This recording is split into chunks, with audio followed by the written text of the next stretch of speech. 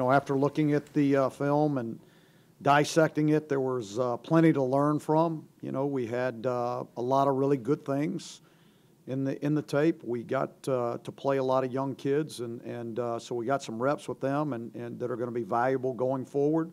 And then there were plenty of mistakes that were made throughout the game that we were fortunate to win and still be able to learn from those mistakes. So we've got to again get those corrected. But there were some really good things coming out of the tape.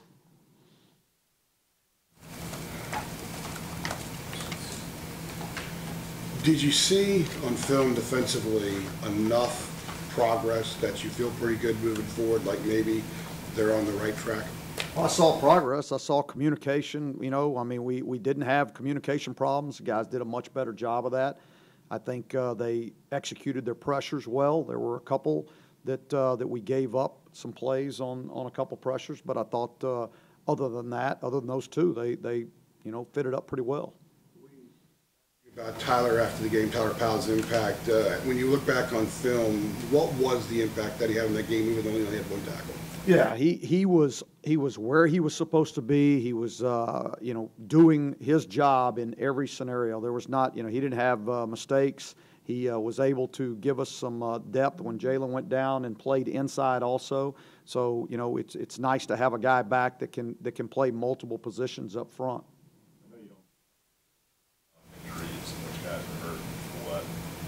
But how does this situation compare to maybe some of your more dire injury situations in terms of numbers?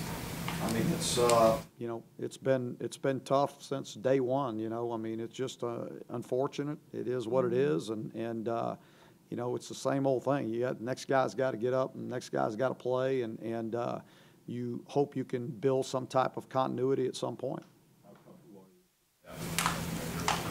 Well, I've never been comfortable with the depth, so it doesn't make it any better. So, there's only been a few areas on the team where we had some depth and where we had some experience, and now that's gone. So, been any season-ending injuries to this point? That's beyond what you've already announced. You know what? No, not that I know of as of this point. So, I know by the end of this week, by Thursday, we've got to put something out if there is, and we'll do that. How much uncertainty right now do you have going forward just for this Saturday on the offensive line? We're gonna have 5 guys that go out there and 5 guys that fight their butt off. This is a big game for us, so our guys understand the importance of it, and Cap will get 5 that'll be ready to go. Whether we've had any continuity with the same 5, it is what it is. More specifically with the offensive line, have you had a situation where you had this much attrition? Not that I remember. What do you remember about the Chaz Surratt recruitment you committed to Duke? You guys kept on him, obviously, and he quit. What do you remember just about that whole situation? I remember, that when he made the commitment, he wasn't real sure. He wasn't 100%, and so we just felt like we would, if they wanted us to continue to recruit him, we would, and they said they would, and so we continued to do that, and eventually, he decided this is where he wanted to be. I think, deep down in his heart, this is probably where he really wanted to go the whole time, and he just had to find the right time to make that decision. Class at that moment? Oh, he was important to us. He was the guy that we had picked from within the state that we felt like could help us win a championship. And so, when you, especially at that position, when you have one in the state, you gotta find a way to get them. Committed. What's that conversation like looking forward? What's that conversation like with both those guys, knowing you still wanted Strat? Well, we said we had known we were going to take 2 that year. It was the way we had decided. And so every quarterback that we were recruiting at that time, we had told them that we were going to take 2. So, we try to have that planned out in advance. What we're going to do at that position. Most years you're taking 1, but then sometimes you get into some situations where you're going to end up having to take 2. So at that time, we start telling them, you know, is what the guys that we're recruiting, we're like, you know, hey, we're going to take 2 in this class. So don't think just because you commit, we're not going to take somebody else. I'm sorry, go ahead, Adrian.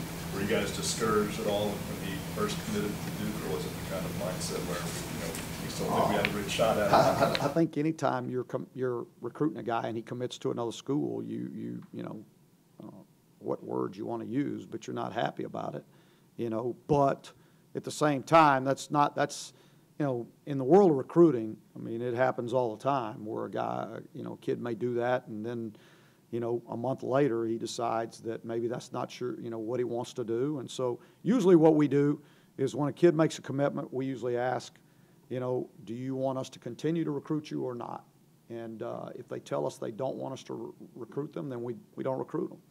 If they tell us they would like us to continue to recruit them, then we feel like the door's still open, and we'll continue to do that. He said after that he feels like he's made a lot of progress from week to week since the season started. What 1 or 2 areas has he made the most progress from the beginning of the Cal game? I would say just in his confidence alone, you know, because he's beginning to, you know, he's beginning to get comfortable out there.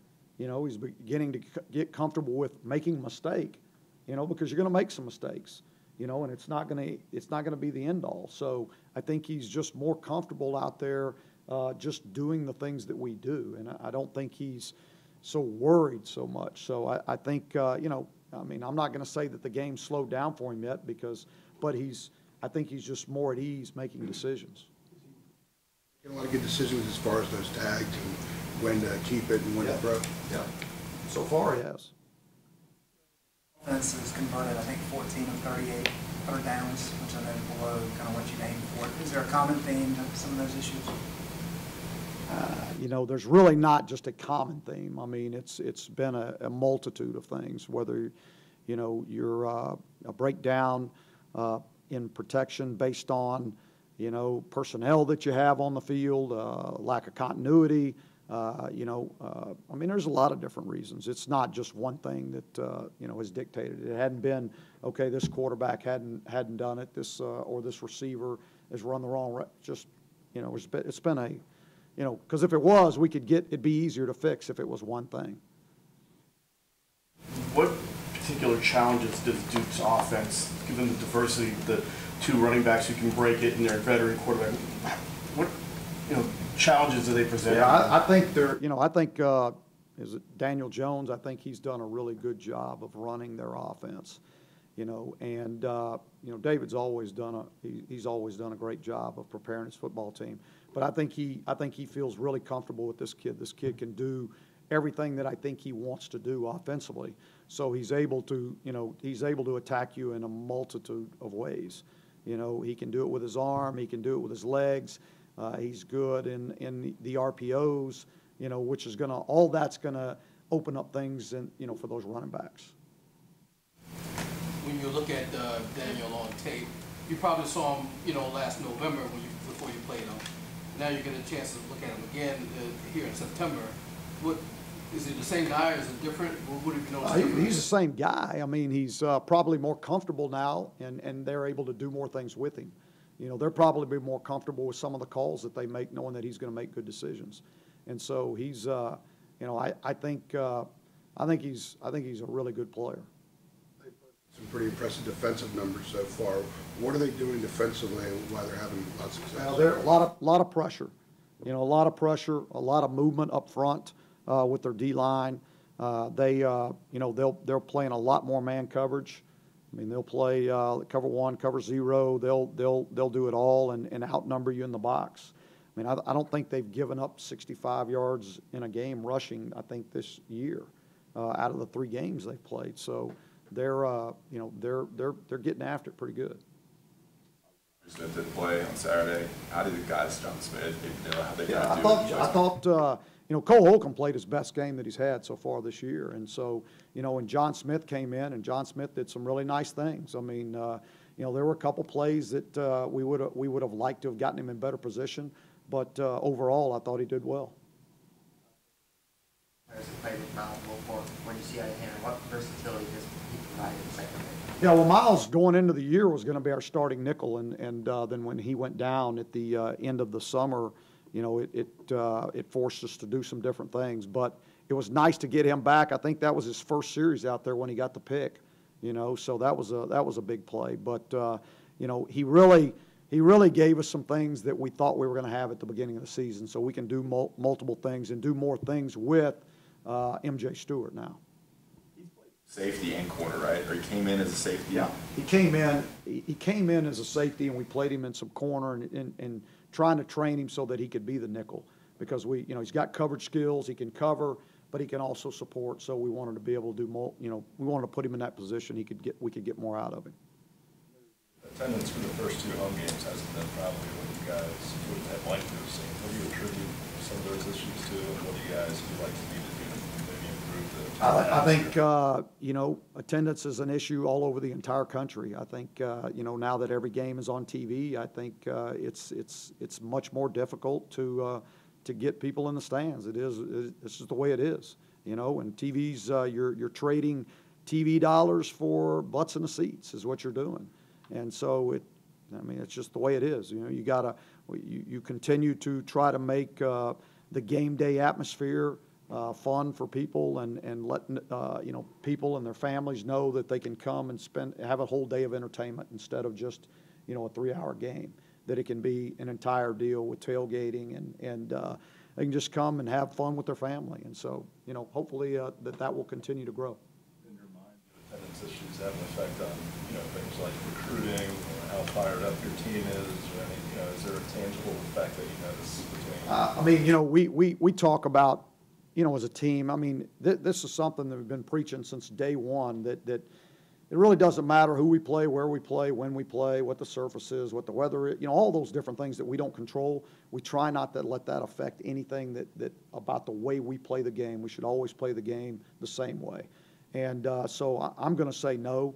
Recruiting-wise, I think it's an issue that everybody in the country is dealing with, and everybody worries about it. You know, I think every administrator worries about it. I mean, because it's something that, you know, that everybody wants a full stadium, you know, and we got to find a way to make it happen. Do you like playing a rivalry game this early in the season? Doesn't matter, you know.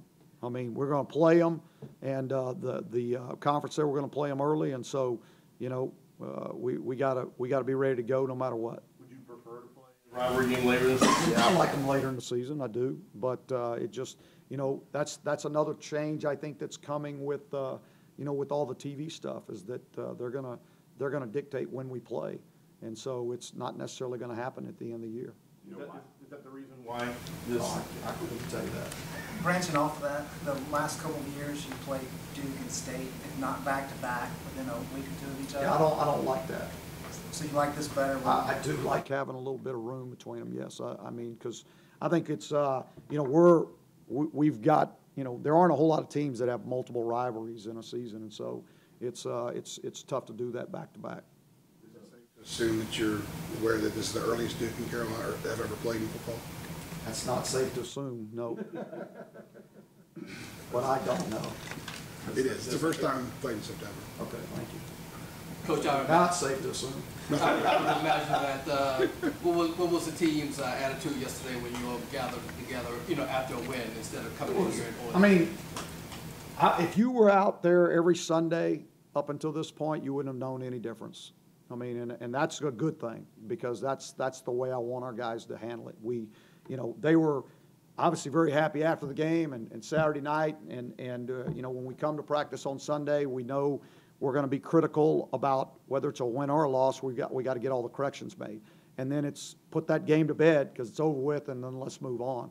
So, but they moved around just like they did the other Sundays. I mean, they really have. I mean, I wouldn't tell you that they were overly excited. I mean, they were just like they were on the other Sundays.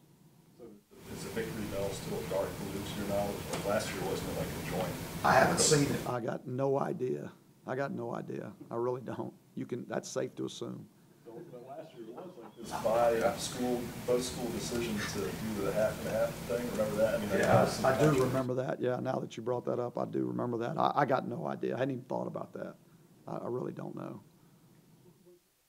Charlie Hicks said after the game that JJ's doing a really good job with all of his calls. You can hear him. It's like he'd been there for a while. Yeah, he you know, we were, You know, and that's something that you know, sometimes you take for granted. You know, here's a kid, he's starting his first game and at the center position. And we didn't have any bad snaps. We had, you know, he communicated well. There were very few issues, you know, of a lack of communication or somebody didn't hear somebody. So that's a big plus. So, I mean, you know, I have to say that JJ did a great job for us. So you're pleased with JJ? Is it surprising how good he's doing so far? I mean, he came in the Louisville game. I don't know. I'm surprised. I mean, you know, that's what you train for. And he, you know, I'll tell you what you can, you know, what you can say is the guy was a backup and he prepared himself as if he was going to be a starter. And the opportunity came up and he took advantage of it and he did a really nice job. And so that's not easy to do.